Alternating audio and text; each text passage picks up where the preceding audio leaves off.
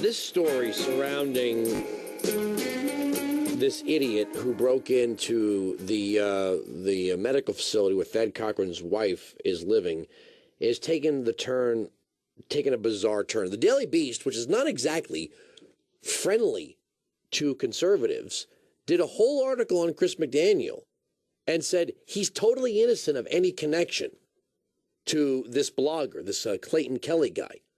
And yet they're saying, but the question is, when did the campaign know? Okay, you could ask that question all day, but you just said it yourself. Chris McDaniel has nothing to do with this guy. End of story. He should suffer the consequences of breaking and entering alone, be prosecuted and incarcerated. End of story. I don't care if the guy's in the Tea Party. He committed a crime. Just because somebody who has your bumper sticker on their car when they commit a crime does not mean you are tied to that person. That would be like saying if somebody with a Wilkow Majority bumper sticker was engaged in a hit and run, that you could actually say, Andrew Wilkow is tied to this hit and run accident. No, I'm not. 1-866-95-PATRIOT. Joining me on the program right now is Chris McDaniel, McDaniel2014.com. How you doing, sir? Andrew, thanks for having me, man. Great to be back. All right, this is getting bizarre because even the media, who might not be friendly towards you, can't find any connection between you and this guy. No, our campaign had absolutely nothing to do with that. It's just outrageous to claim otherwise. And that's one of the reasons we keep trying to move to the issues that matter. And it's one of the reasons Senator Cochran's team wants to stick on these distractions, because that's all they are just distractions. And he knows that if the people are talking about issues, he's losing. He's got a 42-year record of liberalism, a 42-year record of growing government. So he needs distractions every day to avoid his record. And it's our job to talk about his record. But here's what I don't get about the distraction here. You are not tied to this person. Nobody can nobody, even the people who don't like you or disagree with you or are running against you, can provide any shred of a connection between you and this person. This should be the end of this. This guy should stand trial for breaking and entering, and that's the end of the story. Yeah, absolutely. We absolutely no connection whatsoever. You're exactly right. But that's not just coming from you. That's coming from media who clearly have a vested interest in you not winning this primary. That's right. So what else is there to this? I mean... Well, that's it. We're doing our best to talk about his record. They're doing their best to talk about everything but his record. And we know, Andrew, America has an opportunity crisis. Mississippi has an opportunity crisis. And what we're trying to bring to our state and our people is some degree of upward mobility. And we know there's a way to do that with this new conservative reform agenda. And we're out there trying to talk about this agenda. You've probably heard Mike Lee talk about it, and Ted Cruz and Rand Paul. And this is an agenda that works for Mississippi. It works for the country. But right now, no one wants to talk about it, it seems, because of the distractions. But that's what we're focused on, is this conservative reform agenda.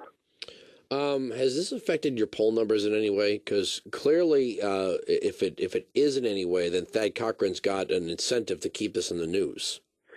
Well, no, it has not. The poll numbers haven't been affected. The people of Mississippi see through this. They understand what's going on, and that's one of the reasons they want to have a debate. And we've been asking Senator Cochran to come down to Mississippi and debate us every opportunity we've had. We have nothing to hide. We have the momentum in this race. We know we're going to win this race. And we're traveling across the state right now on the bus. We go about 1,500 miles per week, seeing Mississippians, talking about real issues, the ones that matter to Mississippians. And that's why he won't debate me. And so we feel fine. We're going to keep plugging.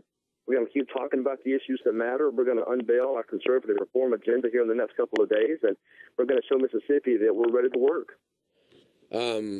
You have a 6-point lead. Am I right? Yes, sir. Yes, sir. We believe so. All right. So now you're crossing the line of a real threat to Democrats, because probably whoever wins the Republican primary is going to win the seat. So they can either have you, the Democrats meaning, or they can have a guy who's going to vote with the Democrats. So clearly, both the Democrats and the establishment Republicans have something to fear from you, but you're up 6 points, which puts you above and beyond the margin of error. Well, I'm a conservative, always have been, a lifelong Republican, but a conservative first and foremost, and that's why we're doing so well in the polls. People of this state, it's very clear to them. They understand Washington's heading the wrong direction, that Washington has to be changed. There's no way to change Washington if we keep sending the same people up here year in and year out. And Senator Cochran, he's been there 42 years. And Mississippi remains dead last in just about every indicator. So after 42 years, our people know it's time for a change. They're ready for courage. They're ready for bold colors, not pastels. They're ready for principle, and they're ready for new plans, and we offer that plan. And Thad, well, he's just been silent the entire time. No one can name a single fight he's led against Barack Obama, ever. He's been completely silent. You know what, Andrew? If you're silent in this environment, that's complicity. And that's truly unfortunate if you can't fight Barack Obama. I haven't heard him say, because it's really frightening to me, is how many Republicans are in favor of things like Common Core. I know that Lamar Alexander was promoting something that was like a precursor to Common Core as early as 1989. We were playing the speech from back then. I mean, I can't think of the last time I saw like you said yourself, a fight over some issue that was taken up by Thad Cochran. Mississippi has to have someone that will fight aloud for their conservative values, for our conservative values. And Senator Cochran has been silent.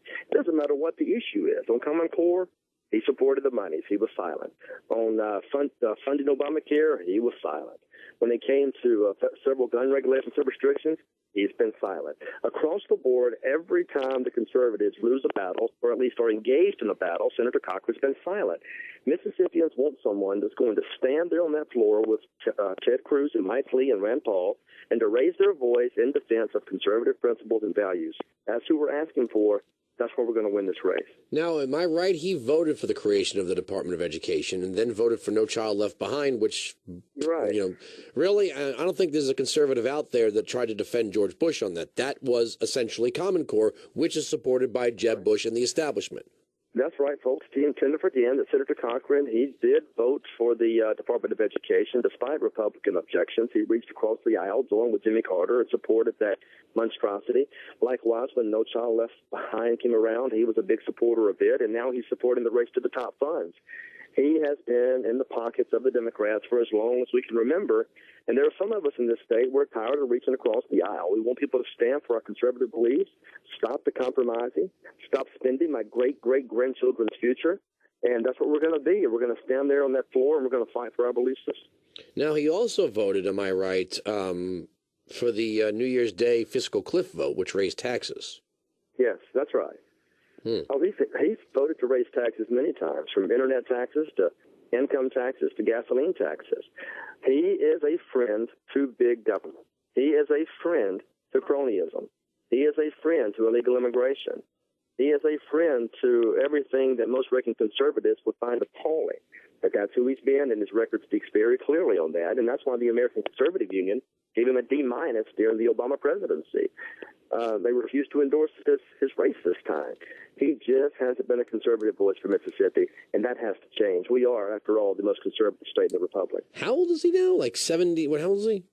Yeah, he's 76. 76. All right, so, I mean, this is something I don't like when people say, well, he's a really nice guy. I'm getting this, I get this from people. I went to a campaign event for Rick Van Glan, who's running a primary against Rodney Frelinghuysen, the congressman in my district, and everybody says, well, Rodney's a really nice guy. I said, this is not about who's a nice guy. This is about people who've been there 20 years, 30 years, in some cases 40 years, that none of these people are going to be losing their homes or their bank accounts or their health care by being voted out of office. They'll be just fine. Many of them have 6- and 7-figure bank accounts. It's about, what have you done lately that advances the cause of limited government and low taxes? If there's no answer, then I'm going to support a primary challenger. Well, these backroom deals are part of the problem, these so-called friendships they develop. I mean, after all, Senator Cochran was the first Republican to reach across the aisle and support Chuck Hagel, for goodness sakes. No one in Mississippi wanted Chuck Hagel confirmed but Thad Cochran. And once he reached across the aisle, he and 3 other Republicans, the Republicans could not stop his nomination. So it's every vote across the spectrum, Andrew. He's cast it. He shouldn't have cast it. It's time to bring them home and put a real conservative up there so we can fight for Mississippi's values. And that's the thing. You know, we're not moving up there to Washington. We're moving Mississippi's values to Washington, and that's what we care about. I'm not about backroom deals. I'm not about lobbyists. I'm not about insiders. I'm about the Constitution, and I'm about Mississippi and moving forward to save this republic from a fiscal nightmare. You know, it's just, it looks like that the Republicans are going to take the Senate. I think everybody agrees. But it seems like the establishment wants guys like you, guys like me, guys like Matt Kibbe to all be quiet because, and we've been through this before. Let's just get the liberal Republicans in there, and it'll be great. No, if you have a room full of liberal Republicans, the voting turns out to be the exact same thing as if you have a room full of liberal Democrats. If you have a room full of big government Republicans, you get the same result as the room full of big government Democrats. It's the same thing. And it seems like the only thing the establishment candidates are worried about is where they are in the apparatus. Yeah, that's a real problem. It's no longer good enough just to have an R behind your name. You have to be a person of principle and courage, and you have to be conservative. We've been betrayed by a number of people with R's behind their name, and I think most Americans have had enough of that. What we need are people willing to stand their ground for a change, and that's what's been so inspiring lately to see some of these younger conservatives up there. They've stood there, they fought, they've taken a lot of criticism for it, but that's what this is all about, is standing. It don't talk like race. Yeah, I mean, right? it's one last thing because we're running out of time in the program. Chris McDaniel's joining us. Did you? I mean, I remember thinking the day I saw that you took a 6-point lead was also the same day that this story broke, and no one said, you know, this just seems a little too coincidental. Because the Cochran campaign, the question that they're asking now, and I saw this in the Daily Beast, is when did you know about it? The question should be when did they know about it? Because apparently they're the ones that held on to it for 2 weeks.